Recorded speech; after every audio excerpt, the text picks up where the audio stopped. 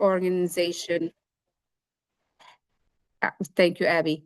Um, our organization is federally funded through the U.S. Department of Education Office of Special Education Program. And particularly, this project is designed to help parents build those tools to advocate for their kiddos, because parents are equal partners and they know best what is going to be appropriate for their kids. We have been around for a long time, since 2002, and now we are serving the entire state. We have a wonderful, knowledgeable, solid staff. Most of us are parent of children, if not adult, with disabilities. Um, Family Matters is not a legal agency. We don't provide any legal advice. We do not get involved in any legal processes. We don't provide any legal documentation. However, we guide the parent to understand their rights through trainings, advice, sessions, one-on-one, practicing how to navigate the IEP or the 504. It depends on what the parent are requesting. We also do provide CEOs. We do not provide CEOs or professional development credit for this training particularly, but a certificate of attendance is going to be provided if you are requesting it. If you would like a certificate, please email the presenters, which is going to be me, so we can work on that and we will fulfill your request. So, Family Matters, again, is under the umbrella of the U.S. Department of Education. The federal funding is really helping parents navigate these processes from the evaluation all the way to transition. And my dear colleague who is with me today in this training is the guru on transition and planning for what's after the high school. So, in this presentation, we are going to refer to parent as parent, caretakers, or just we will say parent because everybody is different. And we are going to refer to student by student or kiddos. And I say kiddos, and please forgive me if I say that a lot. So today is going to be specifically on understanding the behavioral assessment and the behavioral intervention plan.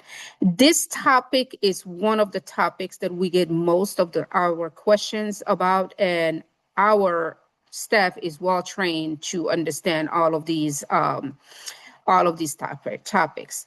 I love this topic because I had worked in the organization that catered to the Chicagoland, and we have seen so many disparities because of the behavior, and behavior becoming also a problem for discipline conversations. So to mitigate any disciplinary actions, we really have to hone in and focus on the behavior, the function of the behavior, and then the intervention plan.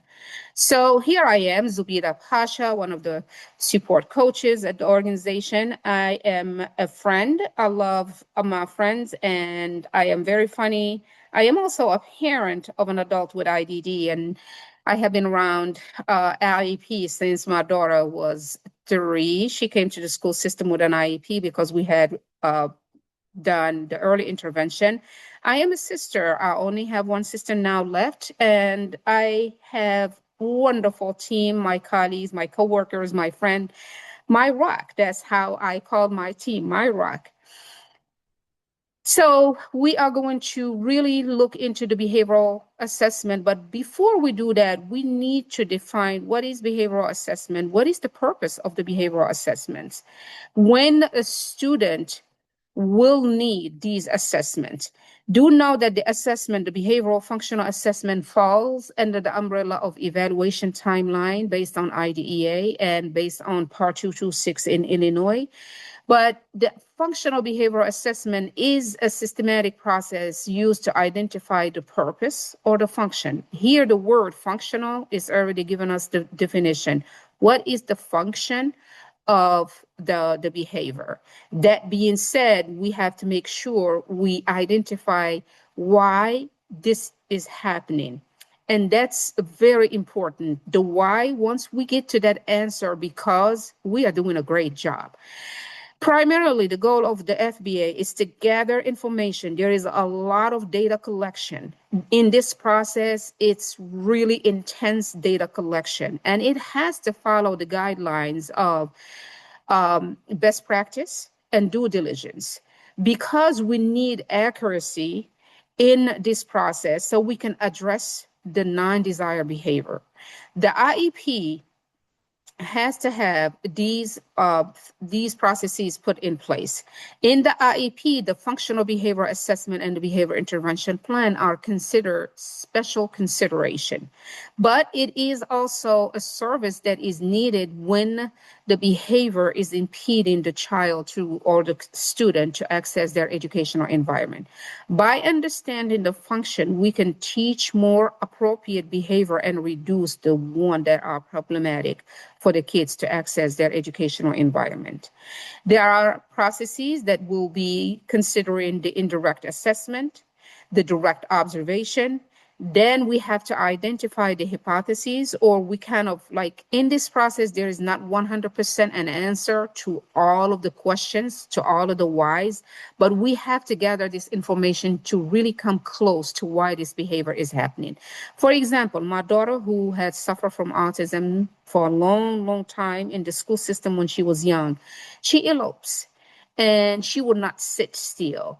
And the teachers, they were really complaining about all of what they saw. Her thing was the sensory overload and also escaping to do the non-preferred activities. And she was very smart. Even with me at home, she will do some of the things for me to tell her time out because I asked her to do the handwriting or the coloring and staying inside the line, and she was so smart about it. So these things we have done ABA at home, and we have trying, to understand all of these pieces, but because of that sensory overload that can happen due to the environmental changes, weather can impact her very much so.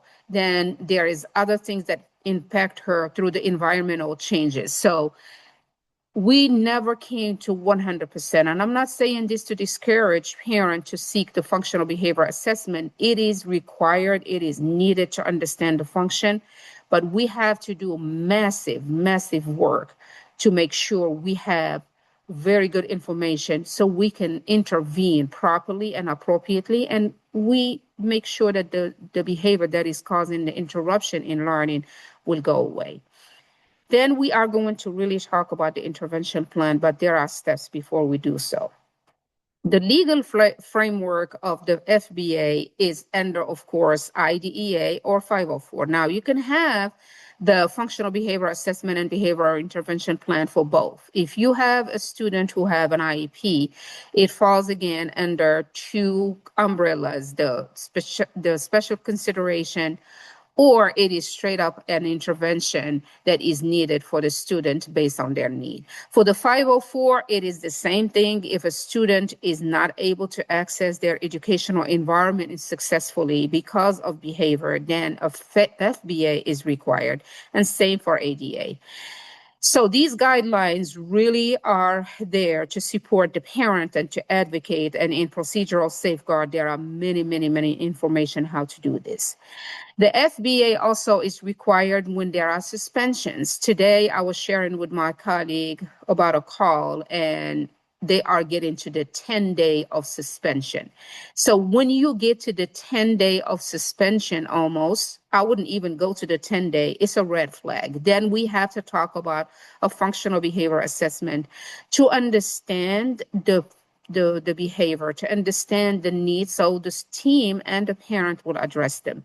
When considering a change of placement due to behavioral issues, so placement sometimes that is not appropriate and not meeting the need of the student can cause behavioral challenges.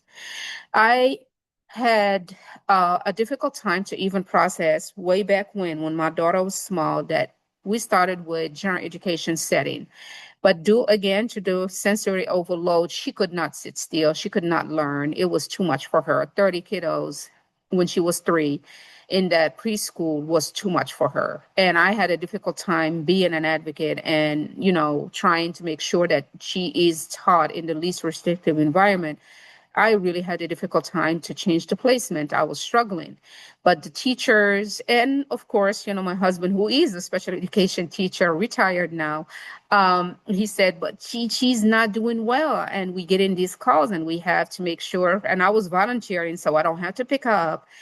He says, then there's no learning in here. So we have to make that effort to change the placement. And along the placement change we have done, she entered the school system with the behavior intervention plan. When behavior is determined to be a manifestation of a student disability.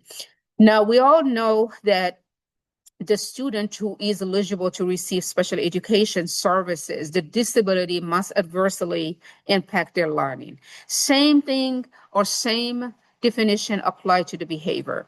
When there is an impact of the behavior on the student learning and they are not able to access their educational environment, that we are required to do a functional behavior assessment. When the student with known persistent behavioral challenges, now, if you have a student who does not have an IEP, who does not have a 504, but there are calls, frequent calls to the parent, that there are complaints, there are suspensions, again, these are red flags and they have to be handled properly and according, to the guidelines with a functional behavior assessment to dissect what is the problem here so we can address it with an intervention plan. Key legal principles we have to keep in mind, even with the functional behavior assessment, behavior intervention plan, it does not mean we have to change the layout of the educational setting, which is the placement. Students with disabilities, they belong to the least restrictive environment and they have the right to those settings. And this is just not me saying it because I am a parent or I work for a PTI, but this is the foundation. The other piece that is very important to keep at the back of the burner, at the front of the burner, the conversation, in and out of your conversation with the school, we have to keep free, appropriate public education fulfillment in our conversations. Why? Because that's one of the main principles of the law that governs special education, which is IDEA, the Individuals with Disability Education Act. This is really the fabric of everything that the student should have. Functional behavior assessment and the intervention plan will fall under free appropriate public education fulfillment.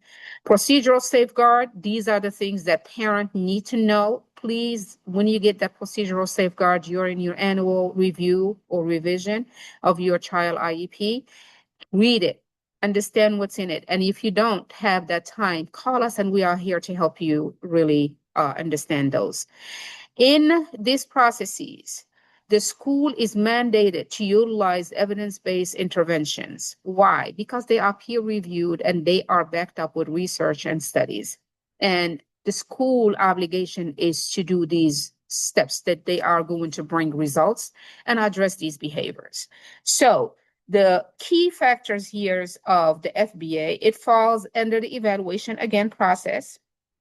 Then there is the timeline. In Illinois, we know if you request an FBA when there are issues, you have 14 school days before the school get back with you.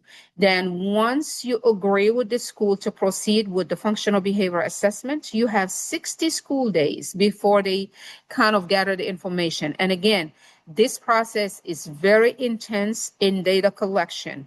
This process will require very much study steps in evidence-based intervention, in due diligence and best practices.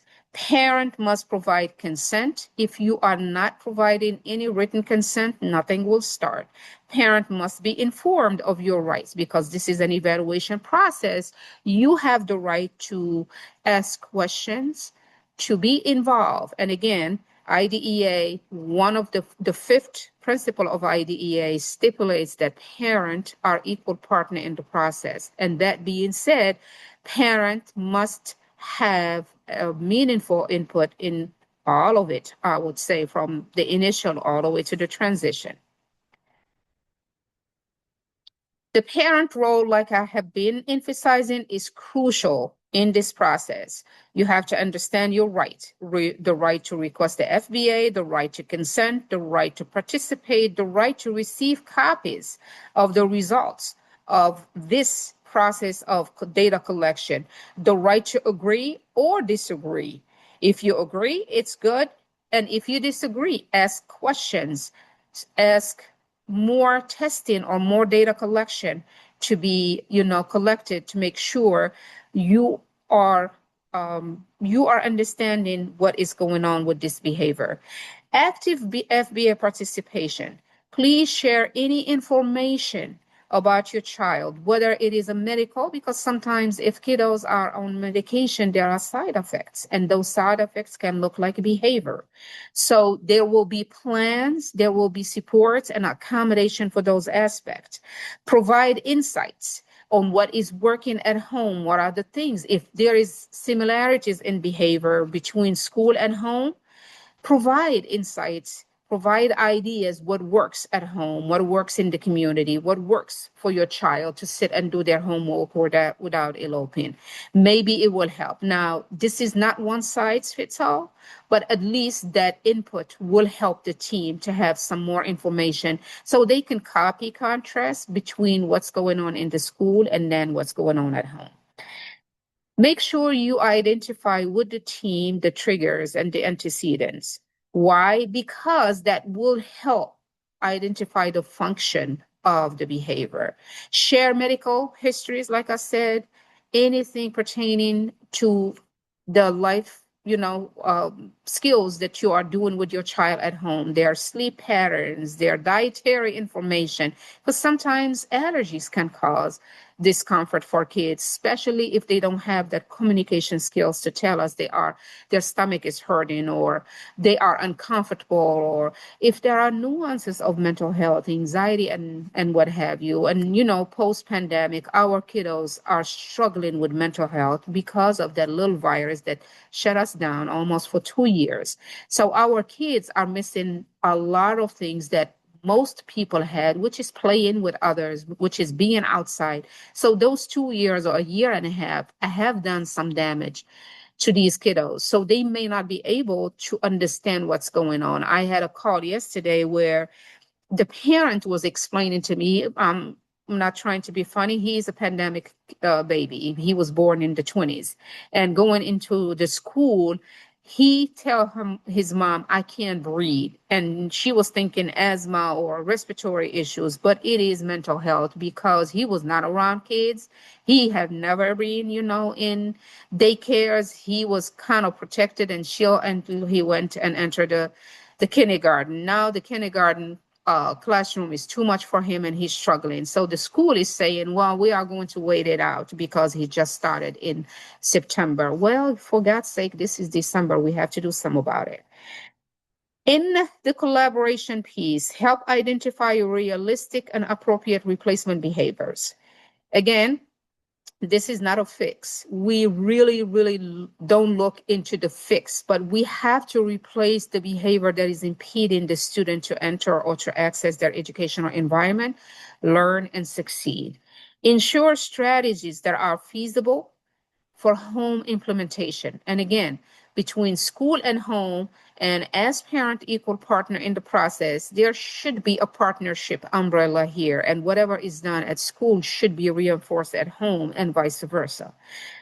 Request training or consistent strategies implementation. I will just give you an example. If there are no trainings that are available, which nowadays a lot of things, they are going away from school systems, then go to do observation and ask questions, what is working? Because I'm still struggling, my child would not sit still for doing homework, or we doing homework in 4 hours for 2 sheets. That's a lot. That's a long time. What are you doing, about from math to language art or math to science? It's 2 or 3 periods. How are you handling that? So I need to know, and that collaboration will help, those implementation, and above all, the consistency. Because in the behavioral world, there is one word that I have heard over and over and over from professionals, from everybody, is the consistency. Advocate for positive and proactive approaches. make sure that you advocate, because sometimes behavior can be overwhelming for professionals because they're human. We human, parents are human. We get tired too. But we have to have some solid, again, approaches here to address and replace the undesired behavior with the appropriate behavior that would lead to success and that would lead to learning. For monitoring and following up, and this is really, really a big piece of this process of the FBA and the behavior and the BIP. Please forgive me, I use a lot of acronym, and please stop me if that is annoying you.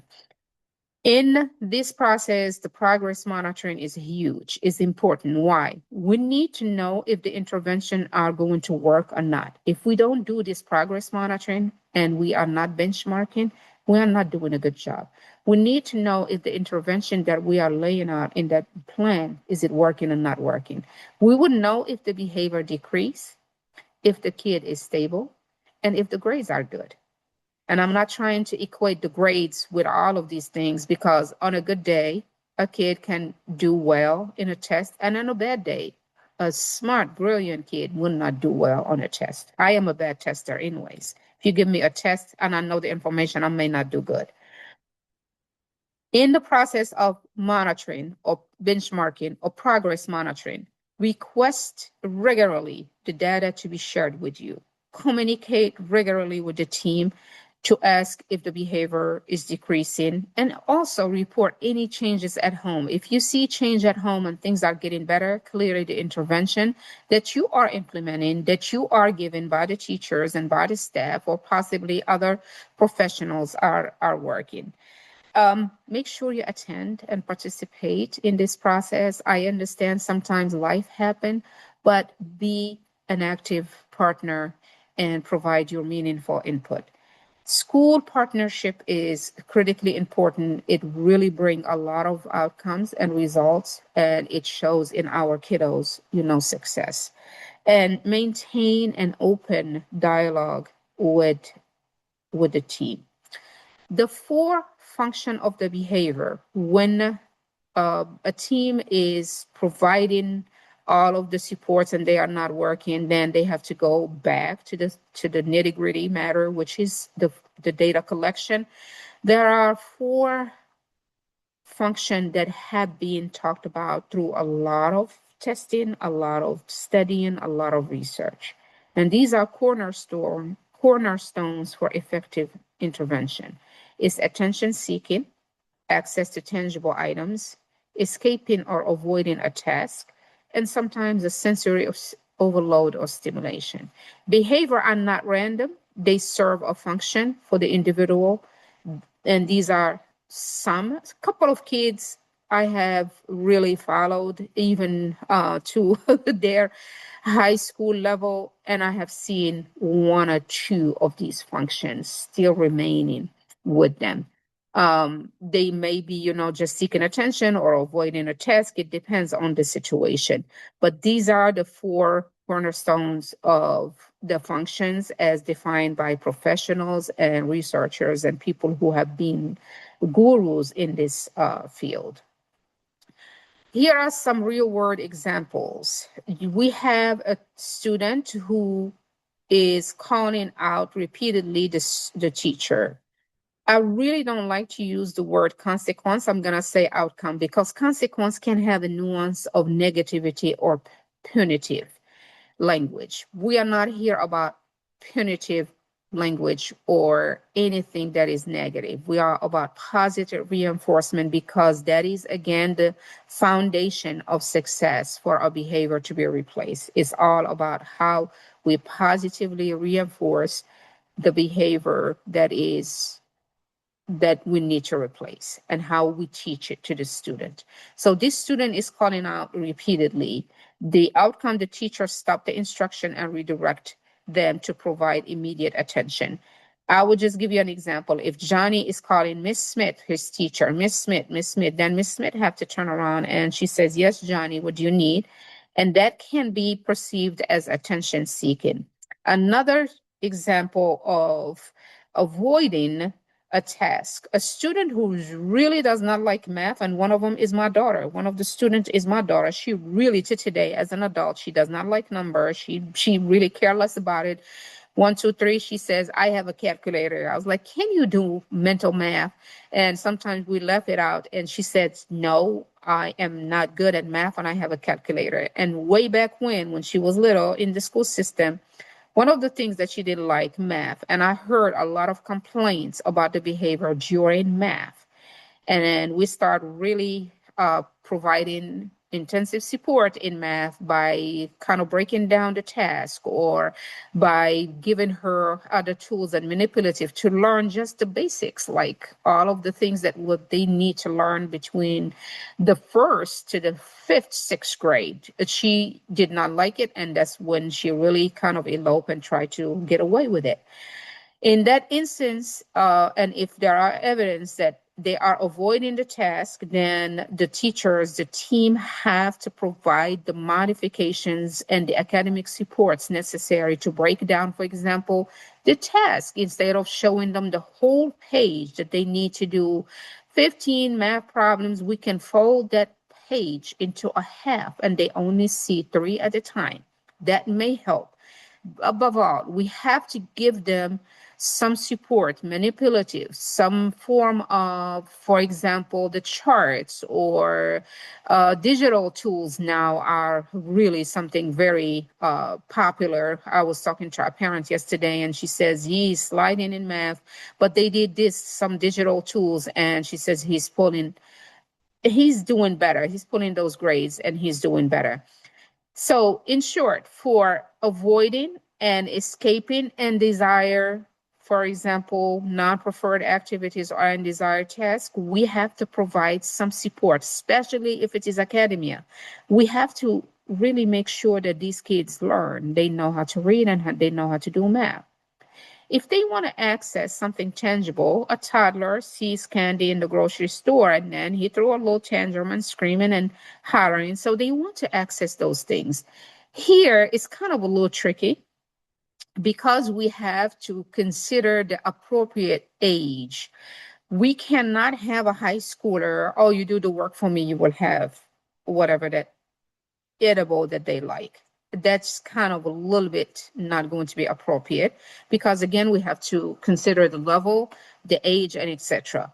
If a student is in need of a break, a sensory break, then they need to be provided that. We don't even have to get to that stimulation and that behavior. That's why accommodations in the IEP are crucial to be provided according to the need of the student. But sometimes even with those accommodation, behavior it's a fluid and it is something that changes. And again, with my own daughter, environment changes really impact her behavior.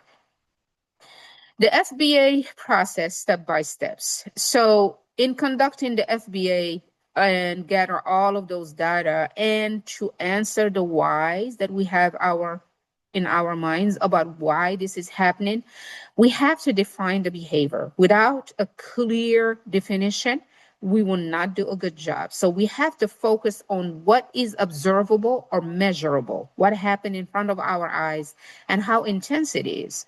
Then we are going to start collecting the information, how many times it happened, when we observe it. And there are many models, but the one that is most known in the school systems and even clinical levels is the ABC, which is, the antecedent, the behavior, and then the consequence. Not my favorite word to say, but I have to say it. Then there are the direct and indirect data collection. The direct, which is the interviews, which is when you do the intakes and the record review. The indirect are the record review. Once all of this, I call it the piling up all of that data, then the analysis have to start and to see if there are consistencies, if there are trends, and that's critically important in this process. Then we have to look at the antecedents, which is the triggers. If there is a pattern, I'm going to give you an example of someone Like my daughter, who does not like, again, the sensory overload is serious with her due to the autism, or the autism is causing the sensory. I don't know which one. But way back when, noise, and to today, noise is still irritating her. And when we had kind of function at the school, for example, in the holiday, she's all the time away from the noise, to the point sometimes we really said, okay, just don't take her to those functions. If it is going to scream and cry or she's eloping, let's just not get to it. So we have to see those triggers. So the trigger is the noise.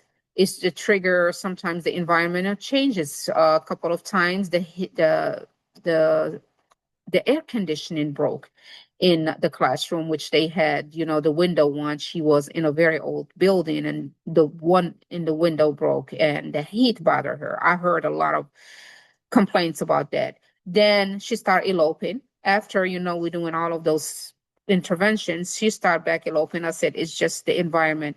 Then the outcome, of course, is taking her away and making her settle. That will kind of not help her to access the education. And if they do kind of compensate that time that she's out of the classroom, she's still not with her peers, which was really one important thing in my mind. She have to be around people. Disability or not, we belong to the world. And the world has people had a lot of things that we cannot take away because we had an IEP in school. Well, she's an adult. We are not going to take away some things because she had had an IEP in school. She's an adult now accessing the community like everybody else. Then we have to, once we analyze all of that data, then we have to formulate a hypothesis and develop a concise statement outlining the probable function. It may be attention, escaping the task or avoiding the task, or accessing a tangible item, or they just simply need a sensory break. The behavior served for the individual. Then we have to verify the function. You see how many steps here, and they have to be steady and again backed up with data. Then we have to make sure that we put all of this in writing. And in special education, everything must be in writing, because if it is not, it doesn't exist. Then we have to really make sure that we provide the intervention and the adjustment to make sure we address this. Now, if you start with the intervention and you don't see results right away, don't be alarmed. You have to give it a minute. You have to give it a little bit of time. So strategies for data collection, again, the ABC model is one of the common known models. Now, interviews, observation are also part of this process. And sometimes there are schools that I have been, around with the families that I was supporting. They just did observations, and it worked to some extent, but we said, let's go back, let's get more. So the ABC model is a fundamental tool in FBA, providing a structure that way to record events immediately surrounding the behavior. It helps identify the environmental triggers, the antecedents specifically. We need to know what is the trigger that precedes the behavior. Then the observable behavior action, which is the behavior. Then what happened after the behavior? Now, there are things that we have to keep in mind. If things happen again, even though we are doing some intervention, then we have to think about the intervention we are providing. It is not working, it's enhancing the behavior. Again, the example of timeout with my daughter. She really will be kicking, screaming, and eloping when she was young. And she really wanted that timeout because she did not like the writing test that I was giving her, or the coloring the right way and staying inside the line.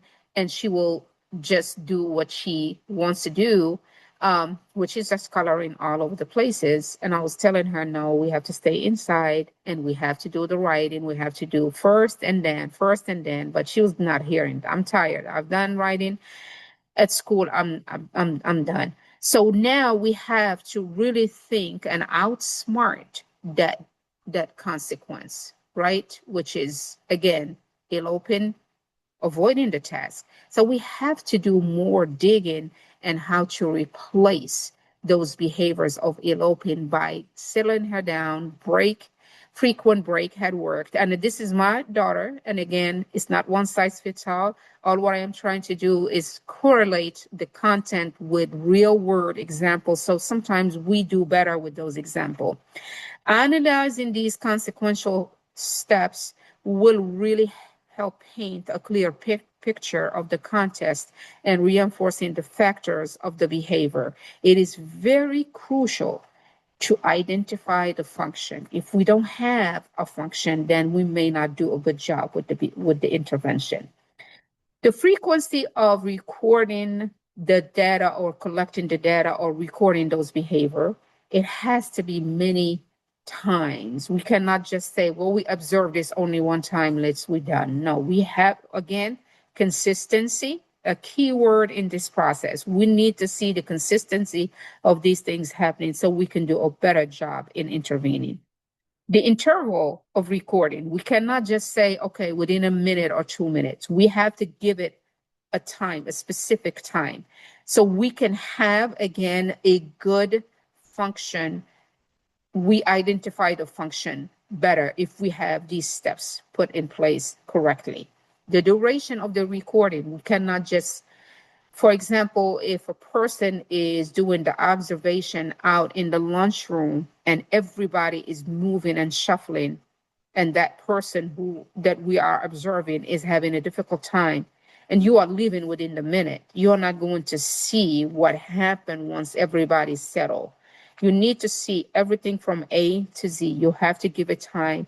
You really have to see everything from the beginning to the end. Then you really have to scaffold and you have to make sure as you go, document everything that you see, you hear. In the observation processes, you have to be close so you can hear what's going on and understand the trigger, the antecedent. Because if you are told as a parent, they are screaming and shouting at a peer or at an adult, during the observation, you have to be very close so you can see what that peer or what that adult is saying also to that student who have these behavioral challenges. So we are at the baseline data, and this is, again, crucial, important, and it is the foundation of effective intervention. If we don't understand baseline data, we are not going, again, to have a good gist of intervention. Before we intervene, we have to have this target behavior outline clear. Then we have to say we are going to intervene and measure the intervention and go back before we start the intervention. It's confusing. I'm going to go back. The baseline data is kind of the raw data that we are going to come to the table with. Okay, the behavior possibly is triggered by attention seeking. I'm going to put the behavior intervention in place. And then we are going to reconvene in 2 weeks. Then when we reconvene in 2 weeks, we are talking about the baseline data before we intervened. That's what baseline data is all about, is before the intervention.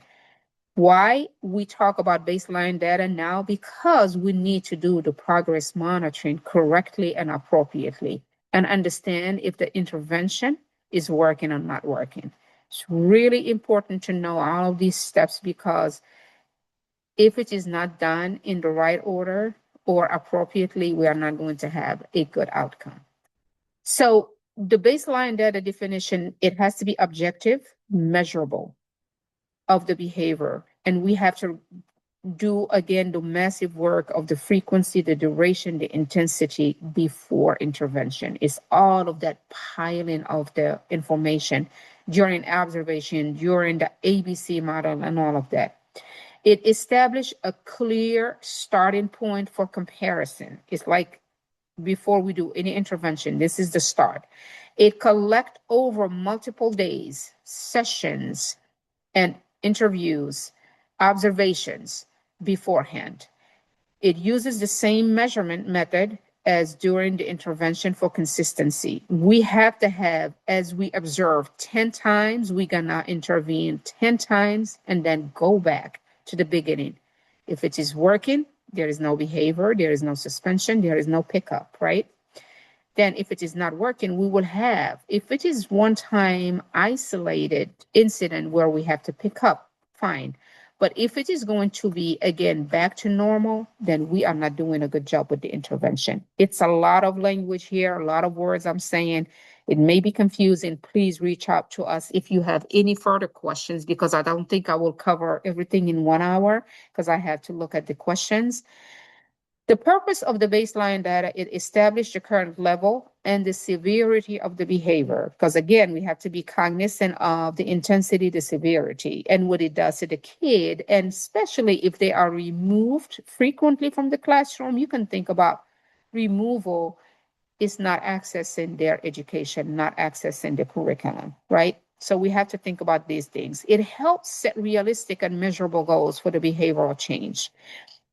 That's why we talk about the baseline data here. It enables the data-driven decision-making and accountability. Again, don't forget, in this process, we are using the evidence-based methodology of data collection. We have to really be very diligent, and we have to use the best practice approaches. How to collect the baseline data is when we utilize consistent observation method, frequency, the counts, the intensity, the duration of recording. We have to collect data across various settings. If the behavior happened in the classroom, we still need to do observation in the hallway, in the lunchroom, and during recess out in the playground, for example, or in gym. If behavior happened in the gym, then we have to do the observation in the classroom, wherever the student is accessing their daily routine in the school system. Why? Because we have to make sure that if we don't see those behavior happening in those settings, why it is happening only in that one setting. Or if it is sporadic across the settings, then we still have the why in our head, right? Ensure that all observation, the people who does the observation are trained and apply the same behavioral definition, because again, if we don't have a clear definition of the behavior, then the data collection will be a little bit kind of sloppy, if I can say that. Document all relevant environmental factors and context surrounding the behavior. When we use the baseline data, we have to compare the intervention to the baseline to effectively measure progress and impact of the intervention. This is crucial. We have to determine if the intervention are successful so we can adjust, and we have to make sure that we provide the necessary support, additional support to the behavior intervention. With additional support, I'm thinking on top of my head, the social emotional learning. It's crucial, because if a person does not really read their own thermometer and just have that behavior because they didn't understand their emotions, then we have to think about those pieces to be interlocking as a piece of puzzle. And again, you will have the full picture once you get all of this together. Sometimes schools, they do graphs. Sometimes they just write it. My method, when I used to work with different parents, I do it all. We graph it, we collect the numbers, we put it in a spreadsheet, and this is things that they were happening at home. And then the school, when they do their own data collection, then we copy contrast. And this is just in the framework of partnership, because parents are equal partner in the process. Share progress. If you see progress at home and after doing all of that work, that's a celebration. That's wonderful. Congratulations are in the way. But if there are sporadic things happening that they are going to escalate to consistent, then we need another functional behavior. So we have to make sure we are on top of things and make sure we communicate consistently and effectively with the school. Flags in the FBA. When there are no clear definitions, just vague definition, ignoring the setting, insufficient data collection, single function, utilizing bias, if I can say that, jump into conclusion without having a lot of data under your hand to say, okay, this is the function. You just jump in. Maybe it's this. Maybe if you hear that maybe a lot, that's a red flag, even in the conversation. If there is no team input, you're the only one as a parent saying, we need this, we need that, and they are not really responding. There is another word that is not on this slide, the word lazy.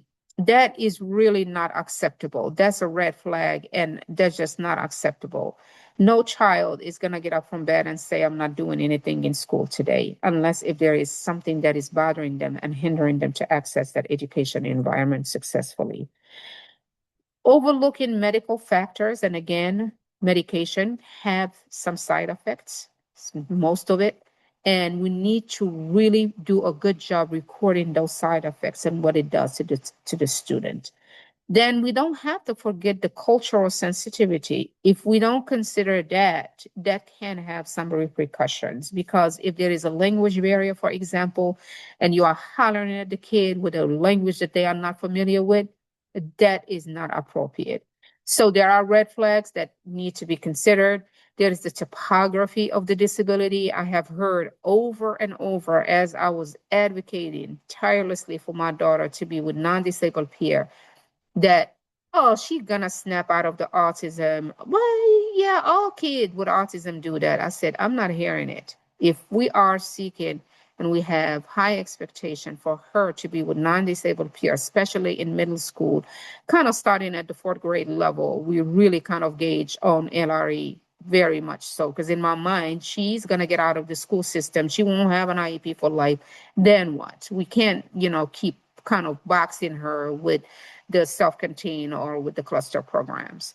So when you hear that topography about the disability, all kids with autism, they flap hands and tiptoe. Not true. When you know a person with autism, you only know one.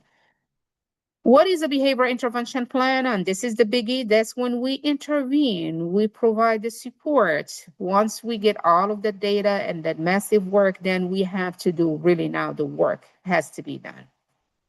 We have to define a target behavior. Then we have to do an outline of preventive strategies, how we are going to help the student not to have those behaviors. We starting with the triggers. Then we are going to teach the student a replacement of that undesired behavior with a desired behavior. In doing so, we are going to skill building in that process. Then we have to clearly have guidelines and strategies for responding to both appropriate and challenging behavior. So if we see progress and we have appropriate behavior, it's great. If the challenging behavior kind of come back sporadically, we still have to do, again, massive work in data collection and in understanding, again, the why, answering the why. And in all of these processes, we have to progress monitor and kind of data collection in and out. You think you are doing data collection only for the functional, you have to continue with the data collection even with the intervention. And we track progress and we retro back to the baseline data. That's how we would know if the intervention is going to work. In all of these processes, we have to keep in mind positive reinforcement. It is critically important to keep that in mind. Without positive reinforcement, we are not going to achieve the replacement of the behavior. Component of an effective behavioral intervention plan. When we define the prevention strategies, we have to adjust, we have to make adjustment to the environment, We have to adjust the routines. We have to adjust the task by, for example, providing modification, less workload, extended time, breaking down or chunky up the work for the student to help them overcome those learning challenges. Provide them with a very, very robust support system on that level if they are avoiding the task because of learning challenges.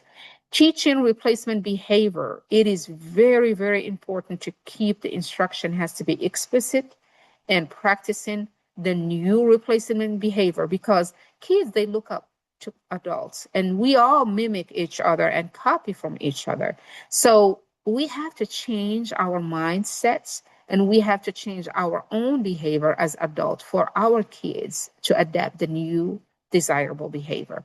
If we keep nagging them and bringing even the name, I know you're going to get out anyways. I know you're going to do it anyway. So it's just meaningless. You're going to be who, that's just negative. So we have to really, really change the mindset, and we have to provide constructive alternative.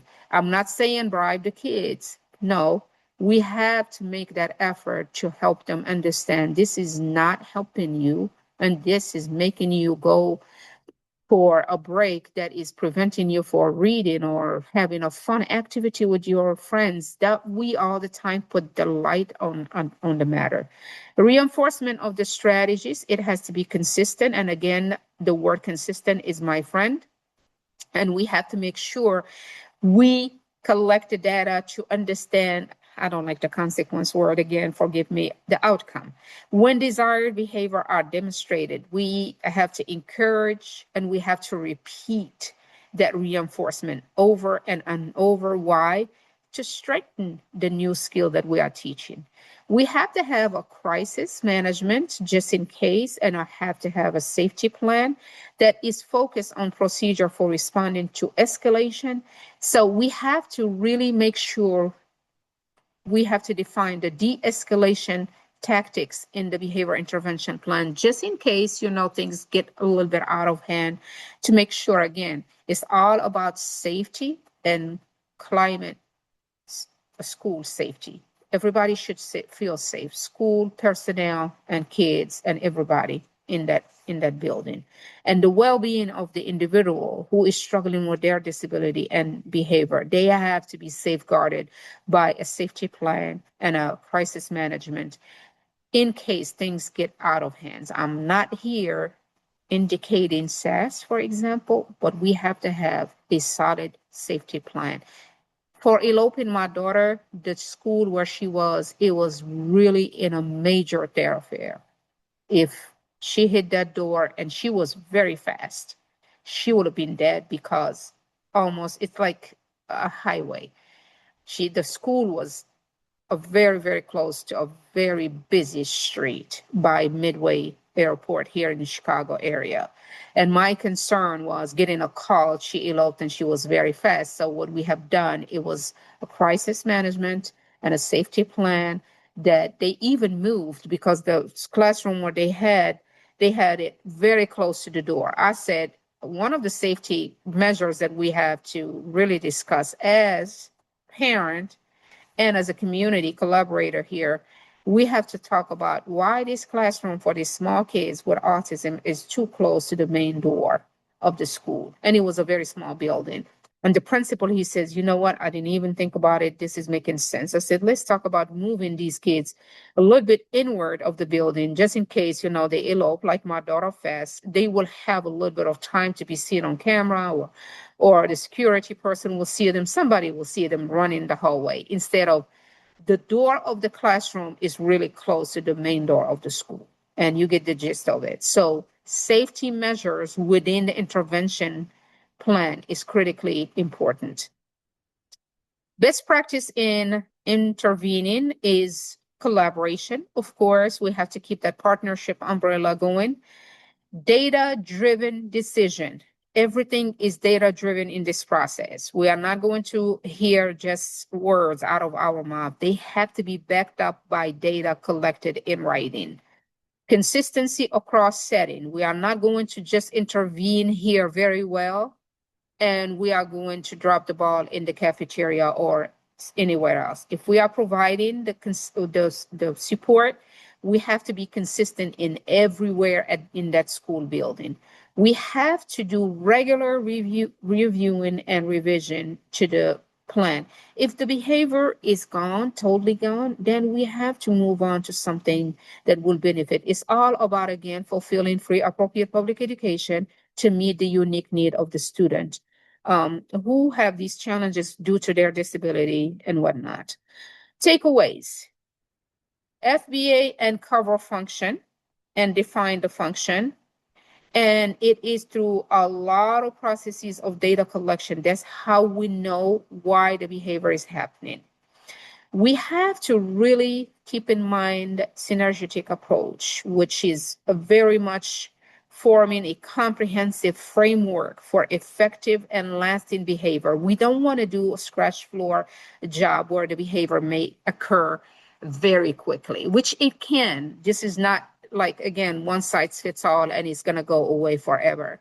A child disability can manifest itself in different ways and means. And nowadays, the mental health combined with other conditions that the kids are going through is not making it easy. The behavior intervention plan guides intervention. In doing so, we have to really target those behavior. We have to be proactively providing skill building, skill teaching, and replacement of those behavior, and also going back to the baseline data and see if the intervention is working or not. Then the data collection are key. Consistency is a key word that you have to adapt in this process. Reviewing, benchmarking, and progress monitoring also goes along with the consistency jargon that we are explaining. We are providing you a lot of information that we hope it is going to help you. There are a lot of documents from the U.S. Department of Education Office of Special Education Program. You have our information here. Reach out if you have any further questions. And I am going to the Q&A. I have a question. So once the FBA was done and the BIP was created, should the staff working with the student continue collecting data? Yes. The effectiveness of the plan? Yes. In the 3-year reevaluation, you may have the FBA ongoing with the conversation. If the behavior goes away and you happen to have the 3-year reevaluation, you can bring that up. But if it went away and there is no occurrences of behavior, you still may have to provide some support for the behavior not to come back. But during the 3-year reevaluation, if the behavior is ongoing, it is going to be part of that conversation. If you are done with the behavioral intervention plan and there are no occurrences, you are lucky in 2 years, you are not hearing any complaints about behavior, you have the right to still bring up anything that is needed for that student to address those needs. And again, if you are not seeing any behaviors, it's good. But if there are new things, let's say you are done with one target behavior, eloping, for example, but tapping on the table is happening. Sometimes we can override some tapping on the table and we say, okay, they're just thinking. But if it would become too much and if it is annoying others in the classroom, then we have to address it with an intervention plan. Abby have done a wonderful job by answering these questions. Is there anything else you need me to address? I so appreciate you, Abby. Hang on, I'm going to stop the recording for just a second here.